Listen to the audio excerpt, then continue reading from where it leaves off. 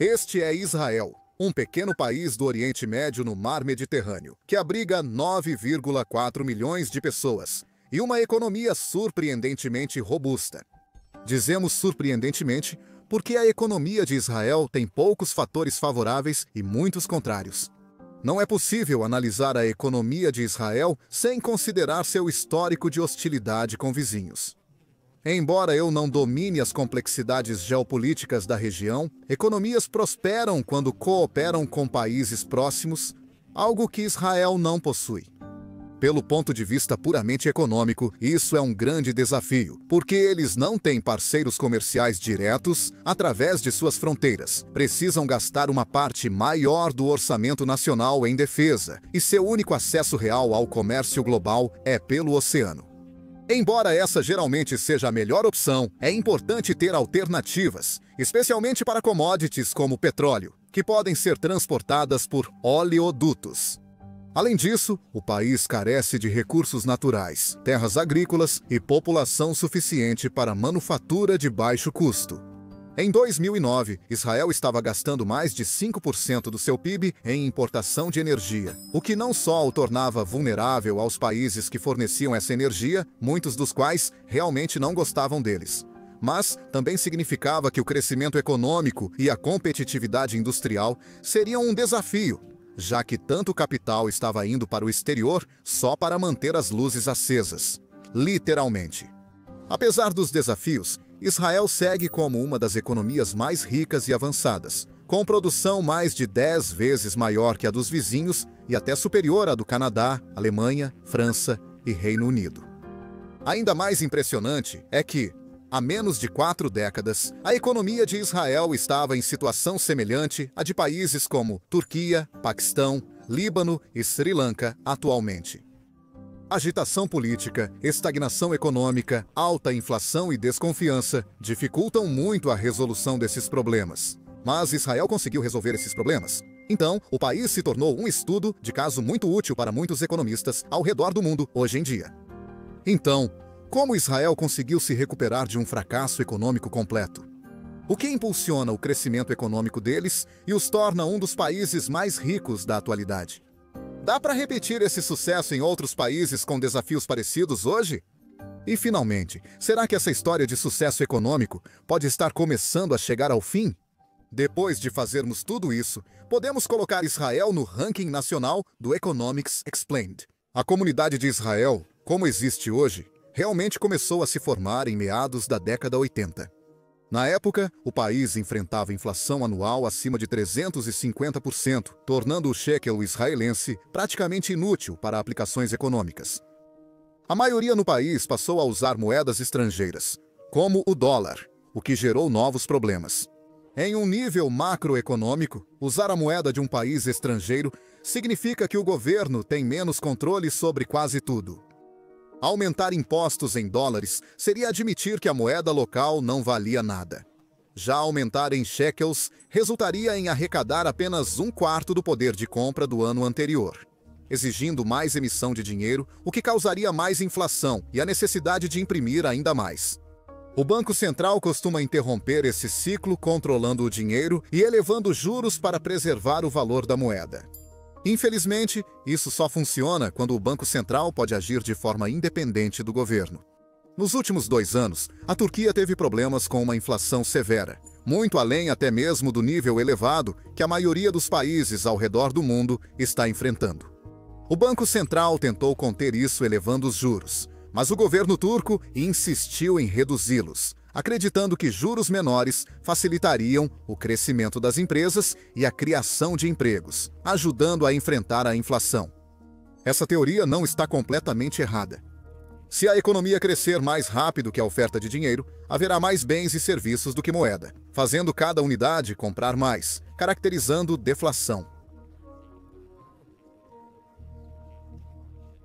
Um pouco de inflação também é algo bom, porque incentiva as pessoas a gastarem seu dinheiro ou investi-lo para que ele mantenha seu valor. Infelizmente, o que os governos nessas situações não percebem é que a inflação alta em si pode sufocar o crescimento econômico porque afasta investidores estrangeiros e simplesmente dificulta a indústria. Alguns contratos comerciais são feitos para durar muitos anos. E quando uma empresa quer contratar um funcionário, a primeira coisa que ela vai querer saber é quanto vai pagar pelo trabalho dele. Se o valor de uma moeda está caindo tão rapidamente e de forma imprevisível, isso torna acordos formais de longo prazo, como esse, impossíveis, porque um ótimo negócio agora pode ser um péssimo negócio no futuro, se a moeda do país estiver comprando apenas 1/5 do que comprava quando o acordo foi feito. Inflação acima de 5% é prejudicial. Então, a taxa de 370% em Israel em 1984 era um grande problema, levando muitos cidadãos a evitar usar a moeda local. Estabilidade e confiança são essenciais na economia, mas ninguém em Israel ou fora confiava na moeda nem, consequentemente, na economia. Mudar isso foi o primeiro e mais difícil passo que o governo teve que dar para começar a reverter a situação do país. Em 1985, Israel lançou o novo shekel israelense para substituir o shekel, que havia perdido quase todo o seu valor. Só introduzir uma nova moeda não resolve o problema da inflação persistente por si só. O governo precisou incentivar o uso da nova moeda em vez do dólar americano, mais reconhecido e estável. Para que as pessoas usassem a nova moeda, era preciso garantir que ela não teria os problemas da anterior. Vale notar que o antigo shekel existiu por apenas 5 anos, de 1980 a 1985, após ser substituído pelo novo shekel israelense. Embora essa substituição tenha sido feita na proporção de 1 para 1, não foi exatamente uma nova moeda, mas sim uma mudança de nome para um termo hebraico. O novo shekel simbolizava um recomeço e foi lançado junto ao plano de estabilização econômica do governo israelense. Para reverter a economia, Israel lançou um simples plano de 5 pontos. O governo primeiro cortou seus gastos excessivos. Os gastos do governo são uma grande pressão inflacionária. Quando o governo injeta dinheiro com assistência social, empregos públicos ou projetos de infraestrutura, a demanda do consumidor cresce porque mais pessoas têm dinheiro. Ao cortar esses gastos, as pessoas que recebiam renda dessas fontes não receberão mais, e as empresas que costumavam receber renda delas também terão mais dificuldade para ganhar dinheiro. Se uma moeda se tornar mais escassa e todos os demais fatores permanecerem constantes, seu valor tenderá a aumentar. À medida que países ao redor do mundo enfrentam seus próprios problemas de inflação, atualmente muita atenção tem sido dada à política monetária dos bancos centrais. E muitas pessoas não percebem que os gastos do governo e a tributação são igualmente importantes, porque eles adicionam e subtraem da oferta de dinheiro, que é um componente fundamental da inflação. Eles também tornaram o Banco de Israel totalmente independente do governo, como ocorre na maioria das economias avançadas. Bancos centrais e governos geralmente visam a prosperidade econômica, mas a independência dos bancos permite que intervenham, elevem juros e controlem a criação de dinheiro, mesmo contra a vontade do líder do país, como ocorreu na Turquia. Após cortar despesas e dar autonomia ao Banco Central, o governo de Israel permitiu a queda do shekel nos mercados de câmbio e depois fixou temporariamente a taxa no novo valor baixo. Uma desvalorização da moeda doméstica foi uma jogada interessante, porque, na verdade, aumenta a inflação. Quando um país como Israel depende de importações, gastar mais moeda local pela mesma quantidade de produtos caracteriza a inflação. O principal desafio do governo, então, não era conter a inflação, mas fazer as pessoas usarem sua moeda. Se as pessoas pudessem trocar os dólares americanos que estavam usando por uma quantia razoável da nova moeda, elas estariam mais propensas a adotá-la, o que era uma troca válida, mesmo que viesse ao custo de uma inflação mais alta nos primeiros 5 anos. No final da década de 80, a inflação havia retornado a um nível razoável, e a maior parte do comércio dentro do país voltava a ser feita em sua própria moeda. O plano de estabilização funcionou, e até hoje, muitos países poderiam tomar as mesmas medidas para sair de problemas semelhantes. Mas para Israel, isso agora significava que o país poderia finalmente alcançar todo o seu potencial. Em 1987, após a estabilização da inflação, Israel possui um PIB per capita de $9.000, que é um pouco menos da metade dos Estados Unidos na época. Isso não era ruim de forma alguma, mas nas 3 décadas e meia seguintes, o país reduziria essa diferença de forma significativa. O primeiro grande avanço deles foi a descoberta de gás natural offshore. Até aquele momento, o país era muito dependente de importações de energia e isso os tornou autossuficientes. Mas não bastava torná-los um estado dependente da exportação de combustíveis fósseis. Israel também lucra com o turismo, pois possui muitos destinos religiosos importantes para diversas crenças. O país recebe mais de 4 milhões de turistas por ano, exceto nos últimos anos, por causa da Covid. Isso equivale a quase um turista para cada 2 moradores, gerando muita renda estrangeira e empregos. Apesar de ter menos de 10 milhões de habitantes, o turismo em Israel representa apenas 2% do PIB, sendo uma participação pequena na economia do país. O principal recurso de Israel é sua população inteligente. Hoje, Israel gasta o dobro em pesquisa e desenvolvimento do que até mesmo nações muito técnicas, como os Estados Unidos. Isso permitiu ao país criar indústrias líderes que geram alto valor econômico internamente. Israel é um dos maiores produtores mundiais de semicondutores avançados. Sua necessidade de um exército forte também o tornou um dos principais fabricantes de sistemas de armas do mundo. E uma de suas maiores importações são diamantes brutos, que depois são lapidados em joias e vendidas com uma margem significativa. Na semana passada, analisamos a economia da Coreia do Sul e vimos que suas empresas globais impulsionam seu sucesso, gerando valor até fora do país. Em Israel, a situação é semelhante. Mas as empresas são menos conhecidas por atuarem em setores menos voltados ao consumidor final. Poucas pessoas compram sistemas de defesa antimísseis. As empresas são menores, no entanto mais numerosas, o que é positivo. A receita da Samsung representou 20% do PIB da Coreia do Sul, trazendo instabilidade econômica ao concentrar tanta dependência em uma empresa só.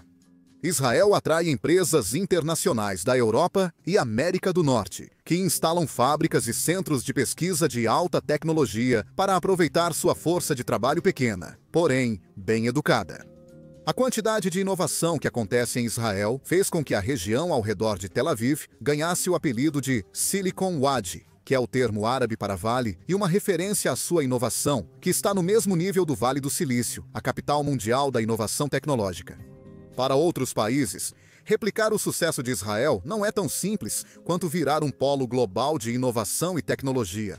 Israel só conseguiu desenvolver essas indústrias por meio de um programa que implementou quando sua economia voltou aos trilhos, incentivando a inovação ao fazer com que o governo investisse diretamente em setores promissores. Essa não era uma ideia nova por si só. O motivo pelo qual Taiwan é o centro global da fabricação de chips é porque o governo investiu diretamente e apoiou empresas como a Taiwan Semiconductor Manufacturing Company. Pode-se dizer que Israel fez o mesmo, só que melhor. Investir em instituições com fins lucrativos é difícil para o governo, pois há risco de corrupção e desvio de fundos públicos para quem paga subornos. Israel também enfrentou corrupção, e durante a recuperação econômica, o governo buscava confiança na moeda local. Então, esperar que investissem de forma responsável na iniciativa privada era excessivo. A solução que eles encontraram foi uma abordagem híbrida, onde investidores privados eram incentivados a financiar empresas em Israel com seu próprio dinheiro, e, em troca, recebiam generosas concessões fiscais e empréstimos a juros zero do governo para fazer o dinheiro render mais. Isso significava que os investidores ainda estavam arriscando seu próprio dinheiro. Então, não o usariam de forma irresponsável, mas também tornava Israel um lugar muito atraente para investir e abrir um negócio. O melhor era que, como esses empréstimos eram devolvidos, o governo israelense desenvolveu indústrias avançadas sem custo. Nos anos 90, o governo ampliou a estratégia para aproveitar a experiência de quase 1 milhão de ex-cientistas, engenheiros e médicos soviéticos que migraram para Israel após o fim da União Soviética. Já discutimos os benefícios da migração qualificada no mês passado, então evitarei repetir. Basta olhar os gráficos populacionais de Israel para notar a entrada de alguns dos trabalhadores mais qualificados do mundo. Israel teve poucas vantagens e superou muitos desafios em seus 75 anos de história como país. Isso ainda ignora todas as questões geopolíticas que eu nem conseguiria abordar em um só vídeo. O fato de que, apesar desses desafios, Israel tornou-se uma das economias mais prósperas do mundo, mostra que países enfrentando grandes desafios ainda podem construir um futuro melhor para seu povo com boa gestão econômica. Agora é hora de incluir Israel no ranking nacional do Economics Explained. Começando pelo tamanho, Israel tem um PIB de 488 bilhões de dólares, o que faz dele a 29ª maior economia do mundo, ficando logo atrás da Irlanda e da Noruega. 7 de 10. Apesar de não ter uma economia trilionária, sua produção, dividida entre 9,5 milhões de pessoas, gera um impressionante PIB per capita de 52 mil dólares, superando Canadá, Alemanha, Japão e Hong Kong. É o 15º país mais produtivo do mundo, mas ainda fica atrás de países como os Estados Unidos da América e Luxemburgo, por isso recebe 8 de 10. Estabilidade e confiança são difíceis de avaliar devido às questões geopolíticas já citadas, que sempre preocupam quem faz negócios com Israel. Nas últimas 3 décadas, o país mudou sua imagem e agora há mais confiança para investir nele. Mas por enquanto recebe nota 6 de 10, o que não é ruim. O crescimento foi forte por tudo que mostramos neste vídeo. Ela tem uma taxa média de crescimento anualizada de pouco menos de 7%, o que está em linha com algumas das economias que mais crescem no mundo. Só na última década, o país quase dobrou sua produção, o que lhe dá uma nota 9 de 10. Por fim, indústria é onde Israel realmente se destaca. Israel utilizou sua população para desenvolver indústrias diversificadas e valiosas, tornando-se líder global em áreas que vão do comércio de diamantes à produção de chips de computador avançados. Apesar disso, sua economia ainda é pequena frente às grandes superpotências industriais. Por isso, recebe nota 8 de 10. Isso dá a Israel uma média respeitável de 7,6 de 10, colocando o país no topo do ranking.